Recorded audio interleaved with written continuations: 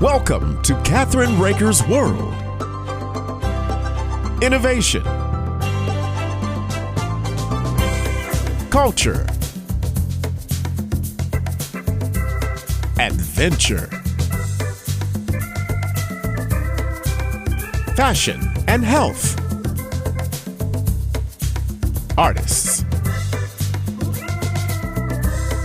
destinations,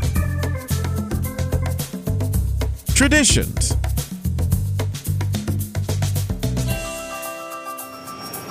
This is Kathryn Raaker's World. Hi, this is Kathryn Raaker of Kathryn Raaker's World.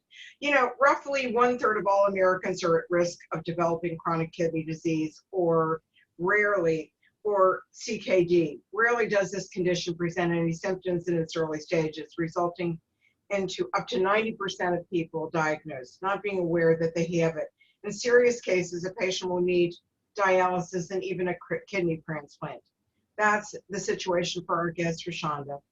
And she's a kidney care patient who knows how to talk about managing the disease and the importance of early diagnosis and treatment choice. Welcome to our show. And, you know, I want to know how long you've had kidney disease. Can you tell me that? Yes, I've had kidney disease for about 6.5 years. I was pregnant with my daughter, who's going to be 7 now. Well, actually, she's going to be 8. So that was when I was first told about my kidney failure. So in your first pregnancy, because did you have another child that's older? Am I correct? I do, yeah. But and you didn't have it. You didn't have it then, did you? Yeah. There's a 15-year age gap between my kids. Oh, that's cool. That's great. You look really young. Yeah. So that's wonderful. And the 15-year-old and the 22-year-old and the 7-year-old, right? Actually get along really well, right? Right? Oh yeah, absolutely, absolutely. They do. They're pretty close. So let's talk about your diagnosis, and you did find out, if I'm correct, you found out when you were pregnant. And where did you find out? In the store? Yeah, so I found out when I was pregnant, and I was basically just told there was something going on when I was pregnant with my kidneys. The diagnosis didn't come until later, and that was during a trip to the ER. And that trip to the ER came about from me going grocery shopping, right?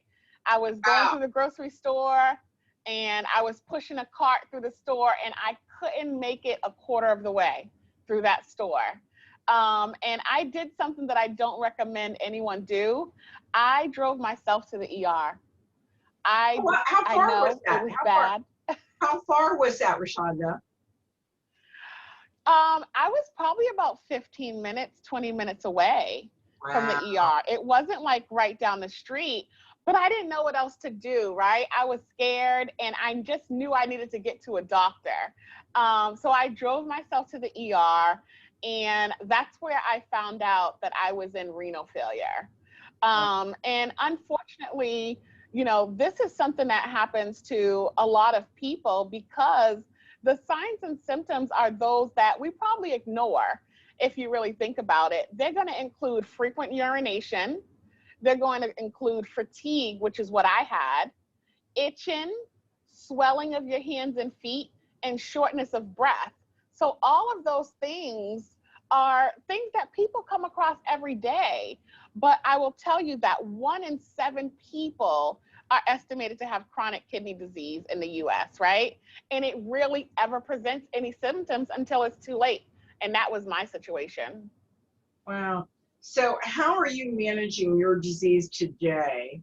And do you have to deal with it with diet as well?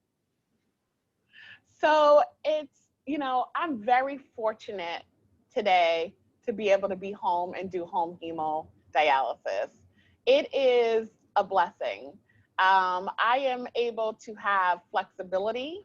I am able to create my own schedule. And more importantly, I'm able to be available for my family And that's always been very important to me. I'm solo. You know, I do my home dialysis alone, but I'm not alone. And I say that because there is a training team that has trained me to be confident, to know what I'm doing, to be able to do this treatment on my own, as well as there is 24-hour nursing available and tech support. So, you know, being home definitely doesn't mean that you're alone. And it's important for people to understand that. And you asked me about diet, and it's so interesting that you say that, because I think that's one of the biggest things when people do dialysis is it can be very restrictive. But home hemo allows you a lot more freedom with your diet. You know, again, this is case by case. This is person by person in my experience. So I have a lot of flexibility doing dialysis at home with my diet. I'm able to pretty much eat what I want. I also have a little bit more leniency with fluid, because that's another thing that's a big deal on dialysis, is we're always being told how much fluid to have.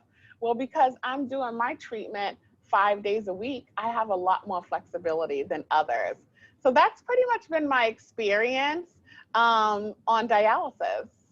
Well, let me ask you this question. Since you're doing it 5 days a week, you should be in better shape, right? Because when you do hemodialysis and you don't have to go to the dialysis center, you're not missing out. And it looks like you do it during the day, am I correct? Well, I do it whenever. So again, it's a part of that flexibility. So, you know, COVID is here, right? And our lives have changed. So my daughter has been homeschooling.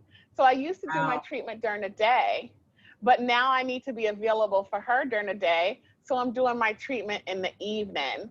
In addition to that, you know, we've all had to shelter in place.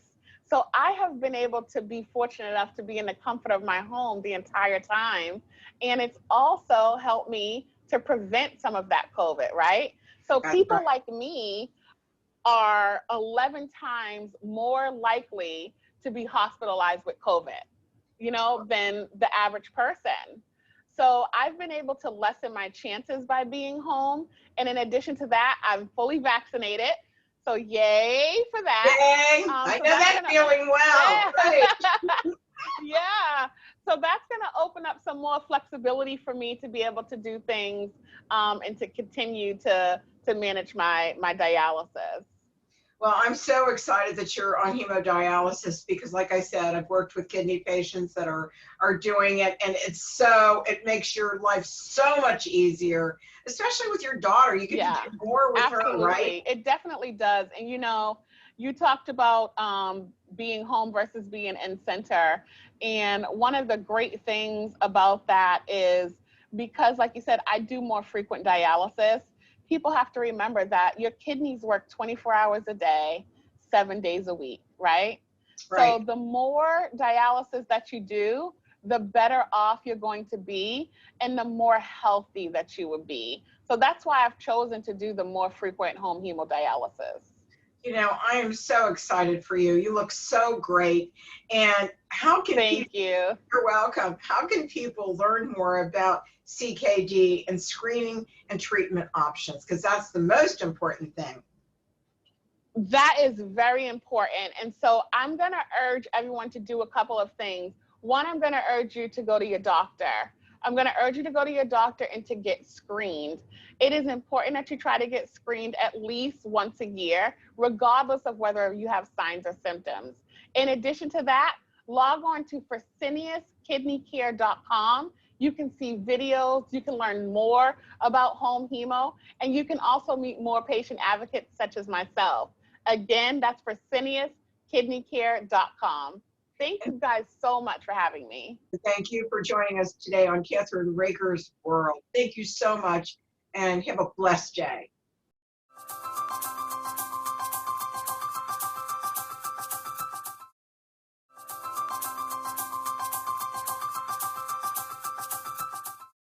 Hi, this is Kathryn Raaker of Kathryn Raaker's World.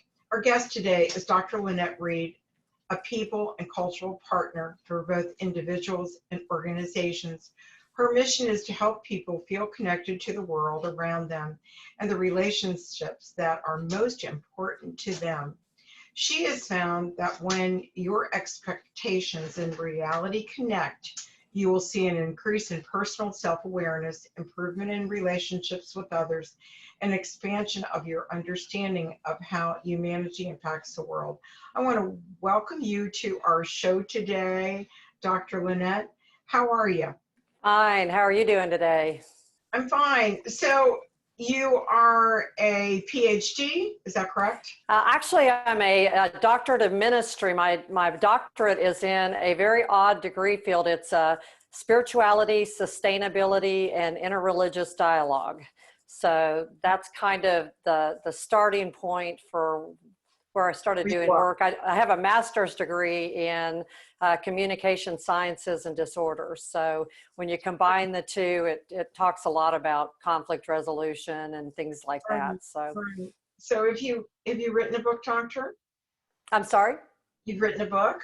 Yeah, it's a small book. I actually wrote it a number of years ago. It's kind of a workbook that whenever I was working on my doctorate, I was looking at how we connect with ourselves, other people, and the world, essentially.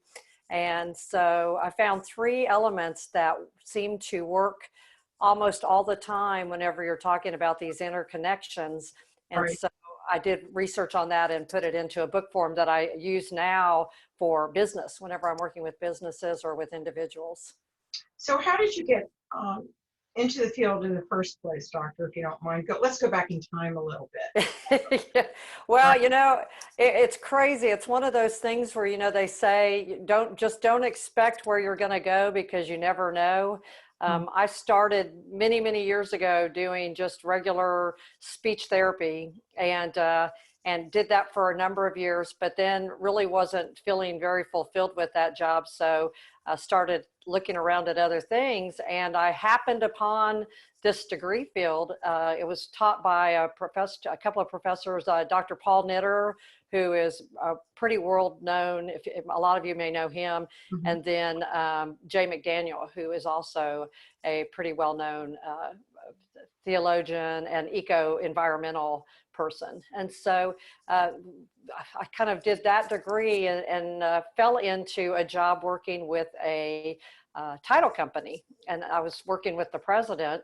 And so we started using this model that I had started to design in her business. And what we started to find was that people were able to do their job a little bit better by using this model that I've kind of put together. So that's kind of the start of it all. That's how it all happened, right? Yes, yeah. So how long have you been doing this, Doctor? Oh my gosh. In one form or another, probably over 20 years. More formally since about 2000. So probably about 20 years where I formally have been working in this field. And back then, there were very few people who did the kind of work that I'm doing now. There were a few lone people that I knew, and now it's becoming much more mainstream. You're really hearing a lot more about it. You're seeing a lot more research on it. If you Google it, you're going to see a lot of stuff on it. So tell me, when you're working with a company, what do you do? What's the procedure? Well, it depends on what they need. I tend to work from where the problem is. So if somebody's having a problem, whether it be with an employee, with needing help facilitating something, conflict resolution, they come to me and say, I've got this problem and I want to figure out how to manage it. And so I'll go in and do an assessment of the person, the company, or whatever it is that's the issue, and then try to help them find ways to manage that, to make people more efficient, things like that. It could do anything with resiliency, sustainability. I mean, the sky's the limit. So, and I think that's the biggest challenge I have and people like me have is that since it's not really mainstream completely, we don't have a solid vocabulary. So what some people might call human potential, there may be other words that other people are more comfortable with. So we don't really have the vocabulary to say, okay, this is what it is. Right. So, do you work with a lot of HR? Yeah, I've worked with HR. I've done some training for HR. project managers. I do a semi-monthly article for MPUG, which is a project management organization affiliated with Microsoft. And so if you want to learn more, you can go to the articles on MPUG and read some of the articles that I've done for them. So you've been working with SHRM and a lot of other organizations around the country, correct? Not SHRM as much. Mine have been more local organizations. Since there's only me right now, I tend to stay with more local, just because, especially with the pandemic, the way we've had it. Occasionally I'll do Zoom events. I've talked to some people in India and South Korea, some of those areas, but don't really go in anymore and work face to face until, obviously COVID's done. Right. So what's been the most challenging part of your job? Oh, well, I think it has to do with that vocabulary. In fact, the big joke with the people who work with me is, they'll say, I don't know what to call you. So we've been through many renditions. And so, the people and culture partner has been a relatively new name for it, because we're trying to find something that describes what I do. And so, because, most of the time you're calling, some people might call it soft skills, but that puts a whole nother perspective. If you use the word spirituality, that's a big challenge, as my degree is actually in spirituality. Right. But my definition of spirituality comes from the root word of it, which is breath. So basically what I say is, with every breath you take, you get to decide who you want to be as a person. And that's kind of the formula that starts it all. And that's the same thing with a company or, person. Whenever you make that conscious decision to say, we're going to do this a very intentional way, then that changes the whole dynamic of the company or the person or the team, if you're looking at it from that more intentional perspective. Do you work with a lot of salespeople in team situations where, there's been so many different things that have happened over the years, from Dare to Be Great. I can't even say how many. Right? Yeah. So do you find that when you're working with a team, are there people that don't want to learn or don't want to come on board with it? And how do you relate to that? Well, that's kind of the beauty of my job, is if people, and yeah, to answer your question, yes, there's a number of people who don't want to do some of the work that I'm doing, because it does take time and effort. It's not like a quick fix. So you're not going to find, you go in and magically you're fixed. It's more of here's an intentional path I'm taking to do some personal development. So a lot of the people I work with are people that either are wanting to have some personal development and wanting to become better leaders or better at their job, or the people who are being forced to do it because their bosses have told them, sorry, you have to do it. But what I've always told the people that hire me is, you can't force people to be a certain way. They have to want it. And so the challenge becomes finding ways to fit people into organizations or teams. And so, for instance, I've had examples where one person is just doing a very, very challenging job, and they just can't seem to find a way to fit into it. And all it takes is changing their job, because they may be really, really good with the team, but the job they've been given doesn't match their skill set to the point. So what you're really looking for is that connectivity. And so I think that's the challenge, is showing people something they've never seen before.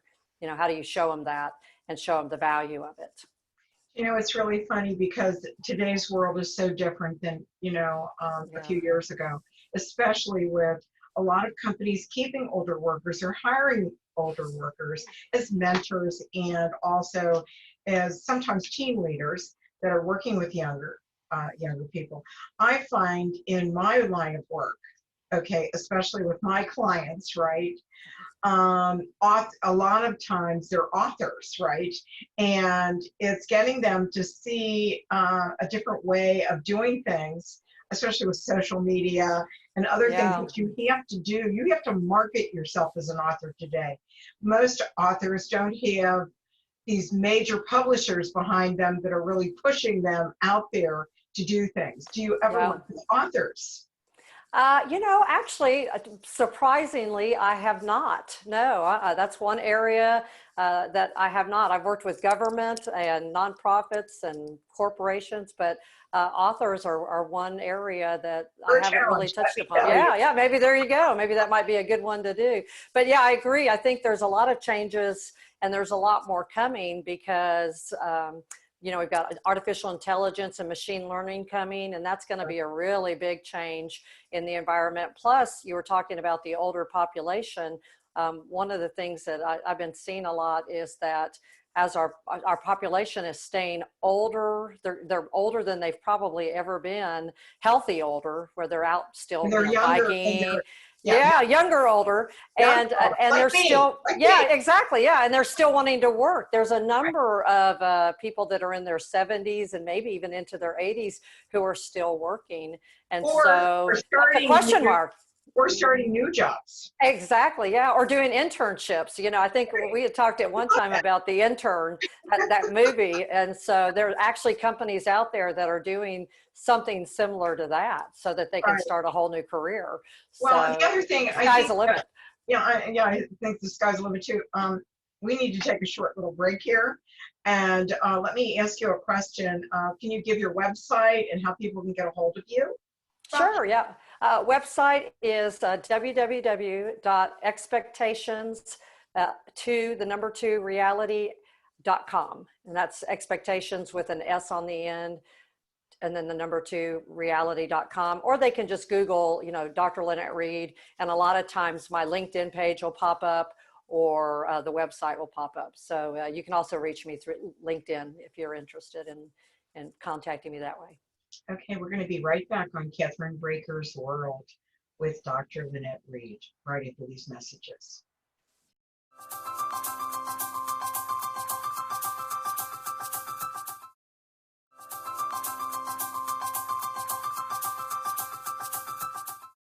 We are back on Kathryn Raaker's World with our guest, Dr. Lynette Reed, and we're talking about how she works with companies, corporations. We were talking about authors.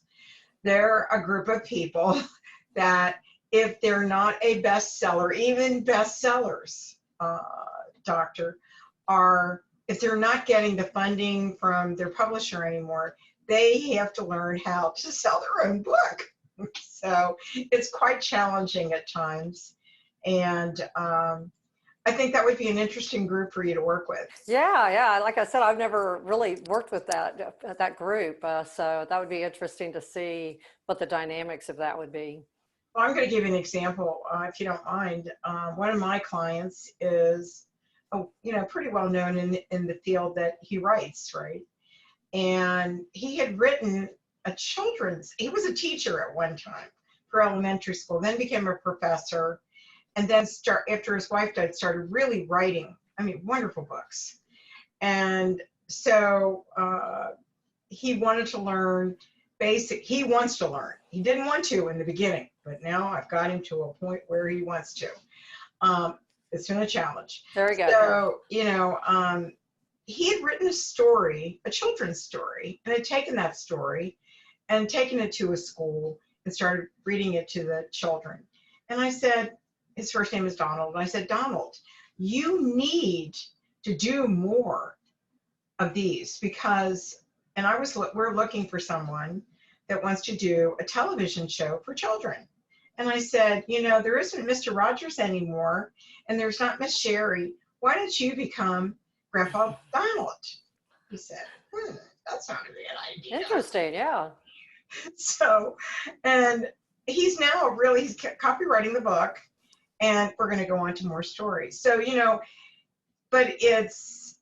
then I've told some authors, change your hair color, shave your beard, do something. You can't look like this. So it's because I'm older and I'm telling them. Maybe that's it. That's it. There you go. What's the thing that you love most about what you do, Doctor? Oh, the thing I love most is whenever I I'm working with somebody or a group or an organization, and it's like the light goes on.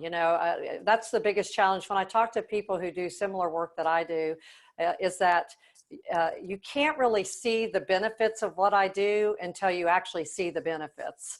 And so a lot of times you've got, people that can't see it, and they're thinking, what a waste. And then all of a sudden it clicks how it's going to change the way you view the world, how you're going to do your work, how you're going to talk to your boss, how you're going to treat your employees. And you just, you say, oh, okay, this really does matter. This really does change the whole dynamic and culture of the organization.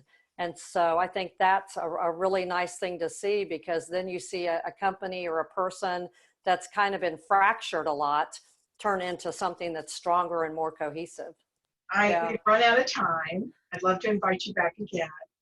Sure. And so if you would give your website and how people can get a hold of you, that would be great. Sure. The easiest way to get a hold of me is on LinkedIn. I have somebody who kind of monitors it for me, and then I respond to everything, that comes in. And then the other way is, if you're just wanting to learn more, you can either go to my website, which is www.expectations with an S on the end to the number 2 reality.com. You can just Google Lynette Reed, expectations to reality, and it might pop up. And then also you can read on, if you go to MPUG, especially for those people that are project managers, but it really applies to anybody. I have articles there that you can read where you can learn more about the work I'm doing. That's great. I want to say thank you so very much for joining us today. Thank you. Thank you for having me. And don't forget to go to our websites at KathrynRaakersWorld.com and letsjusttalkradio.com. And if you really want to have fun, don't forget to go to chefuandI.com, where you. Yeah, I'm actually going to try that one. Yeah, I'm going to look that one up. Thank you so very much.